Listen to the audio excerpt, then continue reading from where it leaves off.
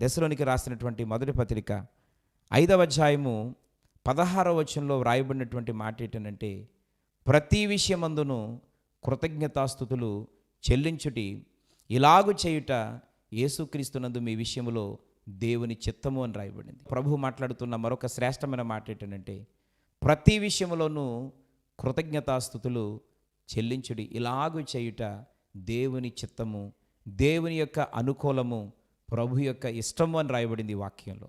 ఈరోజు ఇంతకాలం ఊహించిన వాటికంటే, అడుగు వాటికంటే అత్యధికముగా నీ జీవితంలో, మనందరి జీవితంలో కార్యాలు చేయగా వీటన్నిటిని అనుభవిస్తూ అంతకంటే ప్రాముఖ్యంగా ఎన్నో బలహీనతలు వచ్చి మరణపు అంచుల వరకు వెళ్ళిన మనం సజీవ లెక్కలో ఉన్నాము అనంటే, మన కుటుంబాలలో దేవుడు అనేకమైన కార్యాలు చేశాడు అనంటే, అంతరంగంలో విచారములు హెచ్చైపోయి ఎన్నోసార్లు ఆత్మహత్య ప్రయత్నాలు చేసి వాటి నుంచి విడుదల పొందే మార్గాన్ని దేవుడు చూపించి మనలను, మన కుటుంబ సభ్యులను ఒక అద్భుతమైనటువంటి స్థానంలో ఉంచిన దేవునికి ప్రతి విషయంలోనూ, ప్రతి స్థలములోనూ, ప్రతి సందర్భంలోనూ అవకాశం వస్తే ఆయనకు కృతజ్ఞతాస్తుతులు చెల్లించడం, ఆయన నామాన్ని గొప్ప చేయడం, ఆయన నామం మన ద్వారా ఘనపరచబడాలని, గొప్ప చేయబడాలని కోరుకోవడం, నిజంగా ఇలాంటి తలంపు, మనస్తత్వం నేటి దినాన్న నీవు నేను మనం కలిగి ఉంటే, పిల్లరా, తనను స్తుతించేవారిని, తనను ఘనపరిచేవారిని, తనను ఆరాధించేవారిని దేవుడు విడిచిపెట్టే దేవుడు కాదు. ఆయన మన జీవితంలో ప్రస్తుత పరిస్థితులను బట్టి మనం ఎదుర్కొంటున్న ప్రతి భయంకరమైన శోధన నుండి తప్పించడానికి ఆయన సమర్థుడు.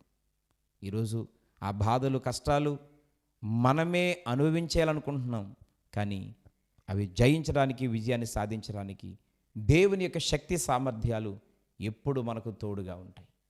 కనుక ప్రతి విషయమందును, ప్రతి సందర్భంలోనూ, ప్రతి స్థలములోనూ మనం అనుభవిస్తున్నటువంటి ప్రతి అద్భుతమైనటువంటి ఆశీర్వాదకరమైన జీవితంలోనూ దేవునికి, దేవుని నామానికి మహిమ కలిగే విధంగా మనం కృతజ్ఞతాస్తుతులు చెల్లించవలసిన వారమై ఉన్నాం. ఎందుకనంటే దేవునికి మనం ఎంతో రుణపడి ఉన్నాం. మనుషుల యొక్క రుణాన్ని ఒకవేళ ఒక వస్తువు ఇచ్చి తీర్చుకోగలమేమో, డబ్బులు ఇచ్చి తీర్చుకోగలమేమో, లేదా వాళ్ళ దగ్గరికి వెళ్ళి సహాయం చేసి వారికి తీర్చుకోగలమేమో, కానీ దేవాది దేవుడైన సృష్టికర్త దేవునికి ఆయన రుణం మనం తీర్చలేం. కనుక ఇంతకాలము బ్రతికించి క్షేమాన్ని కలిగజేసినటువంటి దేవునికి ఈ సంవత్సరం కృతజ్ఞత కలిగి ఉందాం. ప్రభునామాన్ని గొప్ప చేద్దాం. ఇప్పటి వరకు మేలులు పొంది ఒకవేళ ప్రభుని ఘనపరచలేనటువంటి పరిస్థితిలో ఉంటే సరిచేసుకుందాం.